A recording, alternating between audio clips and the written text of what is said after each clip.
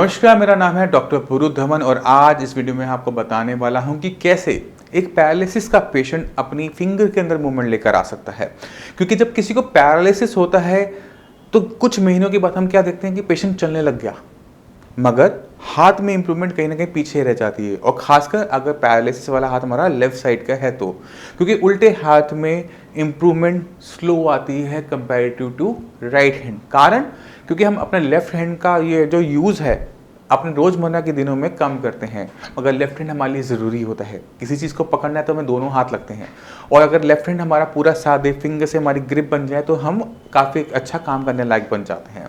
तो कोशिश करेंगे कि इस वीडियो में आपको बता सकेंगे किस तरह से आपने अपनी ग्रिप यानी उंगलियों को बंद करने की ताकत को बढ़ा सकते हैं। और इसके लिए कुछ बड़ा चीज़ नहीं लगती। ये 10-20 रुपए की स्माइली बॉल आती है जो किसी भी खिलौने की दुकान में आराम से मिल जाती है। इसका यूज़ हमें करना होता है। तो पहले काम हम क्या करेंगे, असेसमेंट करेंगे कि यानी हम देखेंगे कि हमारी फिंगर्स में कितनी मूवमेंट है। तो आप अपना जो पैरालिसिस वाला हाथ है उसको आप देखिए, अब उसको सामने रखिए, अब उस तरफ देखिए और देखिए कि हमारी फिंगर्स कितनी हिलती हैं। वो थोड़ी हिलती हैं, काफ़ी हिलती हैं, या वो हमेशा बंद रहती हैं। तो पहला काम क्या है, असेसमेंट, कि वो किस कैटेगरी में फॉल कर रही हैं। अगर हमारी फिंगर्स ज़रा सा हिलती हैं तो हमने इसे बढ़ाना है, क्योंकि अगर इसे बढ़ाएंगे तो क्या होगा, हमारा हाथ पूरा बंद होना शुरू हो जाएगा। यानी हमें ये मूवमेंट बढ़ानी है। अब इसमें दो टाइप की मूवमेंट लग रही है, एक अंदर की तरफ, फिर एक बाहर की तरफ। अगर हमारा हाथ अंदर की तरफ आ रहा है और बाहर की तरफ नहीं जा रहा तो हम कोई एक्सरसाइज कर पाएंगे? नहीं कर पाएंगे। तो हमें क्या चाहिए, बॉल। हम बॉल को हाथ में रख लेंगे, हम बंद हम करेंगे, खोल ये देगी, बंद हम करेंगे, खोल ये देगी। तो ये हमारी एक एक्सरसाइज बन जाती है। अब ये तो बात होगी जिनकी हाथ खुले हुए हैं, मगर बहुत सारे पैरालिसिस के ऐसे पेशेंट होते हैं जिनके हाथ पूरी तरह से बंद रहता है, खुलता नहीं है। खुल जाएगा तो हम कोई सामान उनके बीच में दे पाएंगे। तो उसके लिए हमें सबसे पहले काम क्या करना होता है कि फिंगर को एक्सटेंड करना होता है। यानी इस बॉल को आप छोड़ दो एक तरफ, अब आपने क्या करना है, अपने दूसरे हाथ से पूरे फिंगर को खोलना है और पीछे की तरफ लेके जाना है। तो आप ध्यान दीजिए कि यहाँ पर 90 डिग्री बन रहा है, ये बिल्कुल सीधा हो गया ना। तो इस तरह से हमने पोजीशन में लेकर अपने हाथ को लेकर आना था अपने दूसरे हाथ की मदद से। या तो आप इसे खुद कर पाएंगे या किसी की मदद से करेंगे। इससे क्या होता है कि हमारी जो मसल्स हैं वो ओपन हो जाती हैं, जो उसमें ऐंठन है, स्पास्टिसिटी है, वो ख़त्म हो जाती हैं। जब हमारा हाथ थोड़ा सा रिलैक्स हो जाता है तब उसमें बंद करने की क्षमता आती है, वरना वो नहीं आ पाएगी। तो जिनका हाथ पूरी तरह से बंद है, मुट्ठी पूरी तरह से बंद है और बिल्कुल बीच के बैठे हुए, तो उससे पहले खोलेंगे, रिलैक्स करेंगे। अब रिलैक्स करने के लिए हमें कुछ चीज़ों को और इस्तेमाल करना पड़ता है, क्योंकि ये जो मांसपेशियाँ हैं ये टेम्परेचर को लेकर सेंसिटिव होती हैं। अगर आपको ठंड लगती है तो क्या होता है, आप पकड़ के बैठ जाते हो, यानी ठंड लगने से मांसपेशियों में ऐंठन आता है, सही बात। और अगर हमें गर्मी मिलती है मांसपेशियों को तो मांसपेशियां ढीली पड़ जाती हैं। यानी अगर हम अपने हाथ की मांसपेशियों को गर्माहट देंगे तो हमारे हाथ की मांसपेशियां भी ढीली पड़ जाएंगी। तो इसके लिए आप जो साई संजीवनी के पेशेंट हैं, श्रेयास के पेशेंट हैं, उनको तो ऑयल मिलता है कि उसे लगाकर वहाँ पर हीट वो जनरेट कर लेते हैं। अगर आपके पास नहीं है तो भी आप जो हमारे जेल पैड्स होते हैं, गर्म पानी की जो बोतल होती है, या कोई भी चीज़ जो ठीक ठाक गर्म हो, उसको यूज़ करते हुए आप अपनी मांसपेशियों को ढीला छुड़वा सकते हैं। अब जब हमारी मांसपेशियाँ ढीली हो गई तो बंद करने की कैपेसिटी उनके पास आ जाएगी। तब जाकर आप उसमें स्माइली बॉल रखेंगे और उसको फिर पंचिंग करना स्टार्ट करेंगे। और जहाँ से आपको लगता है कि ऐंठन आ गई तो दोबारा से आप हीट अप्लाई करेंगे, या जो ऑयल आपको न्यूरोएम दिया जाता है उसको अप्लाई करेंगे, जिससे हमारी मांसपेशियाँ फिर से ढीली हो सके और हम दोबारा से एक्सरसाइज कर सके। और एक्सटेंशन का हमने ध्यान रखना है कि हम अपने हाथ को पूरा का पूरा फिंगर्स को एक्सटेंड करेंगे पीछे की तरफ। जितना ये पीछे जा सकता है उतना हमने लेके जाना है, क्योंकि ये उसमें जो स्पास्टिसिटी है, उसमें जो ऐंठन है, उसे ख़त्म करने में हमारी हेल्पफुल रहेगी। अब सवाल ये उठता है कि ये स्माइली बॉल हमने कितनी बार पंच करनी है, क्योंकि कुछ पेशेंट क्या करते हैं, टीवी देखते समय पंच कर रहे होते हैं, हाथ चल रहा है नहीं चल रहा कुछ नहीं पता, बस हाथ में बॉल लेके टीवी को देख रहे होते हैं कि मैं कर तो रहा हूँ। मगर ये जो तरीका है एक्सरसाइज करने का, सबसे गलत तरीका होता है कि जब हमारा ध्यान हमारे हाथ, हमारे फिंगर्स की तरफ नहीं होता। तो जब आप एक्सरसाइज करें, और पैरालिसिस के पेशेंट जब खासकर एक्सरसाइज करें, तो आपने ध्यान क्या देना है कि आपकी नज़रें आपके हाथ की तरफ होनी चाहिए कि आप इसे कितना दबा रहे हो। अगर आप इसे हल्का हल्का से दबाओगे कुछ नहीं होगा, आपको पूरी जान लगानी होती है इसे दबाने के लिए कि ये बॉल अगर फटती है तो फट जाए, कोई फर्क नहीं पड़ता। मगर आपकी जो ताकत लगाने की ताकत है, आपने पूरी ताकत लगानी है इसे दबाने में। अब सवाल ये उठता है कि हमने इसे कितनी देर करना है और कितनी बार करना है। अगर दिन में आप 5-10 मिनट इसको करोगे, आपको 2 पैसे का भी फ़ायदा देखने को नहीं मिलेगा। हमने क्या करना होता है, हमने इसे पूरी दिन की ही रूटीन की टाइप बनाना होता है। तो आप क्या करेंगे, इसमें आपने एक सुतली डाल देनी है। सुआ लिया आपने, इसको आपने बीच में डाला, सुतली ली और अपने हाथ के पीछे इसको बांध लिया। अभी आपके हाथ से गिरेगी नहीं। अब आपको दिन में कभी भी टाइम मिलता है तो आप इसे देख सकते हैं और इसे कर सकते हैं, मगर आपने अपने आप को फोकस करके यह काम करना होता है। क्योंकि जब आप इसे देख रहे हैं तो आपका ब्रेन समझ रहा है कि आप क्या कर रहे हैं और क्या कमियां कर रहे हैं। क्योंकि जब तक आप इसको दबाते समय इसमें से कमियां नहीं निकालोगे तो आप इसे इम्प्रोवाइज नहीं कर पाते। तो हमने क्या करना है, हमने इसे देखते हुए करना है कि मैं इसे कितना दबा पा रहा हूँ, क्या मैं कल से अच्छा दबा पा रहा हूँ, क्या मैंने इसमें मेरी इंप्रूवमेंट नहीं हुई। तो जब भी आप इसे करेंगे, इसे देखते हुए करेंगे कि मैं इसमें कितनी पावर लगा पा रहा हूँ, और जब ताकत लगाएंगे तो पूरी जान लगा देंगे। ये नहीं कि इसे हल्का हल्का दबा रहे हैं और आप सोच रहे हैं कि आपकी एक्सरसाइज हो रही है। ये गलती आप सभी नहीं करेंगे। तो ये था कि किस तरह से हम अपने फिंगर के अंदर अपनी ग्रिप को पावर लेकर आ सकते हैं सिर्फ छोटी सी स्माइली बॉल की हेल्प से। तो ये तो बात होगी कि किस तरह से हम स्माइली बॉल का यूज़ करते हुए अपनी फिंगर में ताकत लेकर आ सकते हैं, किस तरह से ग्रिप की पावर लेकर आ सकते हैं। मगर हमारी एल्बो भी हमारे लिए ज़रूरी है। तो कुछ एक्सरसाइज ऐसी भी होनी चाहिए जो हम एल्बो की कर सकें, जिससे हमारी ये जो मूवमेंट है इसमें पावर आ सके, ऊपर उठाने की, अपने हाथ को ऊपर उठाने की ताकत आ सके। तो इसके लिए हमें ज़रूरत पड़ती है इलास्टिक की। ये टेराबैंड है, ये रबड़ का बना हुआ होता है, इलास्टिक ही होता है। तो आपके घर में जो इलास्टिक आता है 2 इंची चौड़ा जो इलास्टिक आता है, उसका भी आप यूज़ कर सकते हैं। आपने क्या करना होता है, उसमें आपने तकरीबन इतना लंबा, आपके दोनों हाथ खोलेगी, जितना लंबा आपका दोनों हाथ जाते हैं इतना लंबा आपने पीस लेना है। आपने बीच में इसमें एक कोने पे नॉट लगा देनी है। आपने नॉट लगा दी, ठीक है। अब मान लीजिए कि मेरा जो सीधा हाथ है उस तरफ पैरालिसिस है, लकवा है। तो हम क्या करेंगे, अपने गले में इसको डालेंगे, लेफ्ट अपने सीधे हाथ को इसमें से निकाल। अब आप देखेंगे कि हमारे पास जो ग्रिप है उसका यूज़ करते हुए हमने इसको यहाँ से पकड़ लिया। अब आपने ताकत लगानी नीचे की तरफ। अब इलास्टिक क्या करेगा, इसे ऊपर की तरफ अपने आप ले आएगा। फिर हम नीचे की तरफ ताकत लगाएंगे, ये फिर ऊपर की तरफ ले आएगा। तो ये जो एक्सरसाइज है ये पैरालिसिस का पेशेंट कर सकता है। ये पैरालिसिस की एक्सरसाइज आपने दिन में तब तक करनी होती है जब तक आपकी जो मसल्स में थकावट महसूस ना होनी शुरू हो जाए। क्योंकि पैरालिसिस पेशेंट में थकावट बहुत जल्दी आती है। तो अगर आप 5 मिनट सुबह, 5 मिनट दोपहर में, 5 मिनट शाम को, दिन में 3 बार भी 5-5 मिनट भी कर लेंगे तो आपकी एल्बो की खुलने की पावर आपके पास आ जाएगी कि आप उसे ताकत से खोल पाएंगे। ठीक है, तो ये चीज़ हम खोलते हुए अपनी एल्बो की में पावर लेकर आ सकते हैं। इस इलास्टिक को आप दूसरी तरीके से भी यूज़ कर सकते हैं। ये तो बात थी हमारे हाथ को खोलने की। आप हाथ को बंद करने के लिए भी हम ताकत लगाने के लिए इसको यूज़ कर सकते हैं। मगर ये जो पीस है आपको थोड़ा सा लंबा लेना पड़ेगा। इस केस के लिए आप इसको अपने पैर की तलवे के नीचे दबाएंगे और आप इसको खड़े हो गए, आप इसे ऊपर खींचने की कोशिश कीजिए। तो ये आपको ऊपर आपको दम लगाना पड़ेगा, नीचे ये अपने आप आपको खींचेगा। तो ये जो एक्सरसाइज बन जाती है हमारी एल्बो की। तो 5 मिनट आपने नीचे की तरफ खींचा, फिर 5 मिनट आपने ऊपर की तरफ खींचा। इससे हमारी जो एल्बो की जो एक्सरसाइज है वो काफ़ी अच्छी हो जाती है। अब आपको ये एक्सरसाइज करना जितना मेरे लिए आसान है इतना आसान आपके लिए नहीं होगा, कहीं ना कहीं आपको दिक्कत आएगी।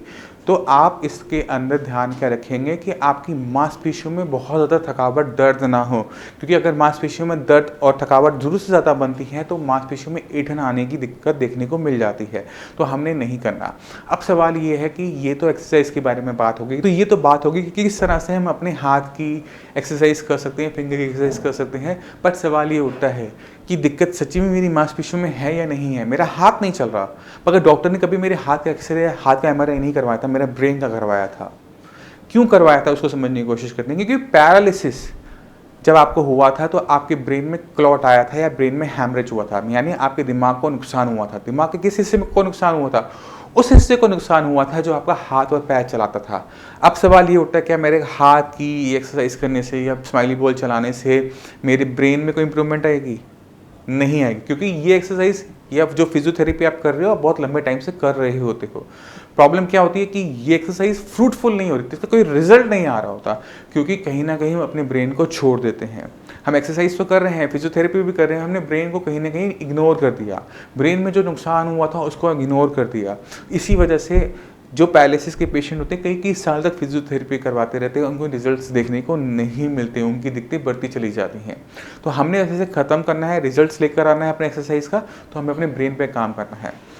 क्योंकि ब्रेन के जिस हिस्से में क्लॉट आया था या नस फटी थी, ब्रेन हैमरेज हुआ था, जहाँ पे खून नहीं पहुँच पाया, ब्लड नहीं पहुँच पाया, वो हिस्सा परमानेंट तरीके से डैमेज हो जाता है, वो मर जाता है, वो दोबारा काम करने लायक नहीं बन पाता। हमें ब्रेन के दूसरे हिस्सों को सीखने लायक बनाना होता है कि जो हम चाहते हैं अपने हाथ चलाना, पैर चलाना, उसे वो सीख सके। तो सिखाने के लिए ब्रेन को हमें रेडी करना होता है, क्योंकि छोटे बच्चे की बॉडी के अंदर ब्रेन सीख रहा होता है, मगर जब एक बार हम बड़े हो जाते हैं तो हमारा ब्रेन सीखना बंद कर देता है। तो उसको दोबारा से उस लायक बनाना पड़ता है कि वो जो चीज़ें हम सिखाने वाले हैं एक्सरसाइज से, वो सीख सके। जब हम दोनों ही चीज़ों पे, अपनी एक्सरसाइज पे और अपने ब्रेन पे, दोनों पे साथ काम करते हैं, तभी जाके पैरालिसिस पेशेंट के अंदर रिजल्ट देखने को मिलते हैं। अब मैं चाहता हूँ कि आप 2-4 पैरालिसिस के पेशेंट से मिलिए, जिस तरह से उन्होंने श्रेयास में अपने लाइफ के अंदर चेंजेस लेकर आए, तो आप समझ जाएंगे कि जो मैं बात कह रहा हूँ वो सही बात कह रहा हूँ। नमस्कार, मेरा नाम है डॉक्टर पुरु धवन और आज मैं आपको मिलवाना चाहता हूँ एक पैरालिसिस पेशेंट जिनकी एज है 63 की एज के अंदर पैरालिसिस को हराना आसान काम नहीं होता। तो चलते हैं पेशेंट के पास और उनसे जानते हैं कि उन्होंने इसको कैसे सहा और कैसे इसको देखा। तो शर्मा जी, ये आपको हुआ कब था? मेरा नाम GR शर्मा है और मेरे को ये ब्रेन स्ट्रोक का दूसरा अटैक है। पहला कब हुआ था? पहला 2014 हुआ था। 2014 में। तब उससे रिकवर पूरे हो गए थे? उसका पूरा रिकवर नहीं हो पाया, लेकिन ये 2019 आते आते मुझे दोबारा फिर अटैक होगा ब्रेन स्ट्रोक का। और ये राइट साइड का हुआ, पहले भी राइट को हुआ था, अब दोबारा भी राइट का हुआ। ठीक है। तो मेरे को चलने फिरने में दिक्कत थी और डॉक्टर साहब की मैंने दवाई खाई। अभी तो 1 ही महीना हुआ है, 1 महीने में मेरे को बहुत इम्प्रूवमेंट है। तो ये जब आपको हुआ था तो आपने कहाँ से इलाज करवाया था? तब मुझे ये सेकेंड टाइम जब हुआ है? हाँ, पहली टाइम भी मैंने एस्कॉर्ट फोर्टिस में करवाया, इलाज कराया। डॉक्टर ने मुझे कहा भाई मेरे को एलोपैथी का जो इलाज करना था कर दिया, अब आप इसके बाद देसी ट्रीटमेंट कराओ। डॉक्टर ने बोला? आयुर्वेदिक। हाँ, डॉक्टर ने बोला? हाँ, डॉक्टर ने कहा अच्छा कि आयुर्वेदिक का ट्रीटमेंट कराओ, उससे शायद आपको बहुत आराम मिलेगा। तो मैंने आयुर्वेद में भी इलाज कराया। अब सेकंड बार टाइम हुआ मुझे, तो मुझे डॉक्टर साहब जो संजीवनी, इनसे मुलाकात हुई, तो इन्होंने 1 महीना हो गया मुझे दवाई खाते खाते, जिससे मुझे बहुत आराम है। और मैं आज दोबारा से 1 महीने की दवाई फिर दोबारा लेने आया हूँ, तो इससे मेरे को लग रहा है कि मैं कंप्लीट ठीक हो जाऊँगा। शर्मा जी को जब पहली बार हुआ राइट साइड में हुआ, उसके बाद जब 2019 में हुआ तो एक ही जगह पे दोबारा स्ट्रोक पड़ने की वजह से, दोबारा से नुकसान होने की वजह से शर्मा जी को जो चलने में दिक्कत आने लगी थी कि चल नहीं पाते थे, पैर नहीं उठा पाते थे। तो जब हमने इनको मेडिसिन दी थी तो किसी वो हाथ पैर की रोक की नहीं थी, क्योंकि चल तो पैर नहीं रहा था। बट जब भी पैरालिसिस होता है तो उसका जो ट्रीटमेंट होता है वो ब्रेन से स्टार्ट होता है। अगर आपके ब्रेन का एक हिस्सा डैमेज हो गया है तो हमें वहीं पर ही रिपेयर अप करना पड़ता है। तो जो हमने आपके ब्रेन के साथ किया, हमने किया था न्यूरोप्लास्टिसिटी। न्यूरोप्लास्टिसिटी के अंदर हम क्या करते हैं कि हम ब्रेन को दोबारा से आपके अंदर विकास करने की क्षमता देते हैं। वो दिन याद करो जिस दिन आपको हुआ था, उस दिन आपका हाथ नहीं चल रहा था, पैर नहीं चल रहा था, मगर अगले 6 महीने के अंदर हाथ भी चलने लगा और पैर भी चलने लगा। ऐसा सारे पैरालिसिस पेशेंट के साथ होता है। दिक्कत पहले 6 महीने में नहीं आती है, पहले 6 महीने में मैक्सिमम लोग अपने आप ठीक हो जाते हैं। दिक्कत आती है उसके बाद 6 महीने के बाद, 6 महीने कि जब ये न्यूरोप्लास्टिसिटी, जब दिमाग की विकास करने की क्षमता बंद हो जाती है। आपका एक जख्म हुआ तो कुछ टाइम में वो भरेगा, अगर वो टाइम से नहीं भर पाया तो वो नासूर बन जाता है। ऐसे ही कुछ आपके ब्रेन के साथ होता है। जब दिमाग में चोट लगी, पहले 6 महीने में भर गया, अब चलने लग गए, हाथ चलने लग गया, ठीक है, नहीं चलता ना, तो वहाँ पर दिक्कत हो जाती है। तो वहाँ पर हमें दोबारा से दिमाग के अंदर विकास करवाना पड़ता है। जब वो डेवलपमेंट स्टार्ट होती है तो आपके अंदर चेंजेस आने शुरू हो जाते हैं। वही आपने देखा। अब आपने इनकी पहले वाली वीडियो देखोगे और बाद वाली वीडियो देखोगे तो उसमें आपको खुद ब खुद ज़मीन आसमान का फ़र्क नज़र आना शुरू होता है। ये इसलिए होता है कि जब हम सही तरीके से सही जगह पे काम करते हैं। तो जो बाकी जो पैरालिसिस पेशेंट हैं उन्हें कुछ कहना चाहोगे? हाँ, बहुत जल्दी, मैं मानता हूँ बहुत जल्दी, कभी 1 महीना हुआ है, बट 1 महीने की इम्प्रूवमेंट देख के कुछ कहना चाहोगे उनको? नहीं, ऐसा है डॉक्टर साहब का इलाज 1 महीना होगा मुझे, इंजेक्शन भी ले दिए हैं कुछ और दवाइयाँ भी दी हैं। मुझे फीलिंग ये हो रही है कि मैं जल्दी रिकवरी आपकी और कर लूँगा और जल्दी से मैं ठीक भी हो जाऊँगा एकदम से। ठीक तो आप हो गए हो, हुए हैं डॉक्टर एक बार चल के दिखाना है इनको अभी सबको। जी, जी, जी। ठीक है।